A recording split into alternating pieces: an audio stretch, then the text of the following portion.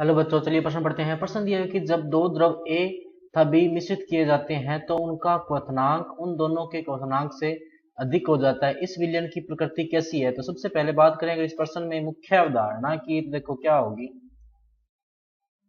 मुख्य अवधारणा जो इस प्रश्न में होगी वो होगी द्रव की प्रकृति। द्रव की प्रकृति।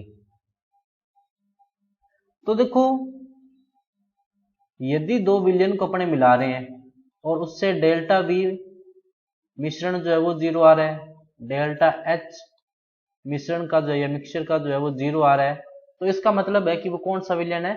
आदर्श विलयन है। लेकिन अगर ऐसा नहीं आ रहा है तो वो विलयन कौन सा होगा? अनादर्श विलयन। अब अनादर्श विलयन दो होते हैं, एक तो होते हैं वो जो धनात्मक विचलन दर्शाते हैं, धनात्मक विचलन दर्शाते हैं। अब देखो, धनात्मक विचलन कौन से दर्शाते हैं? जहां पर जैसे मान लो कि दो विलयन है अपने पास, ए और बी विलयन है। ए और के अंदर अंतःक्रिया ए और ए के बीच में है, बी के अंतःक्रिया बी और बी के बीच में है। जब दोनों को मिला के अपने ए बी सोल्यूशन बनाया या ए बी विलयन जब बनाया तो अंतःक्रिया किसके बीच में होगी? ए और बी के बीच में। अगर ए और बी के बीच में आकर्षण बल जो है वो ज्यादा है, कि ए और बी के बीच में जो आकर्षण बल है वो ए और ए के बीच में जो आकर्षण बल लग रहा था उससे भी ज्यादा है, और ए और बी के बीच में जो आकर्षण बल है वो बी और बी के बीच में जो लग रहा था उससे भी आकर्षण बल क्या है?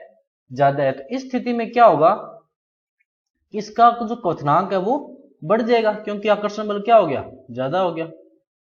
क्वथनांक जो है वो बढ़ जाएगा, जिससे क्या होगा? अणुसंख्या गुणधर्म भी बढ़ेंगे। अब इसने क्या बोला कि मिश्रित किए जाते हैं तो उनका क्वथनांक क्या हो जाता है? अधिक हो जाता है। अब क्वथनांक अधिक हो जाता है, इसका मतलब क्या हुआ कि ए और बी के बीच में आकर्षण बल अधिक है, क्वथनांक ज्यादा है, तो वो क्या होंगे?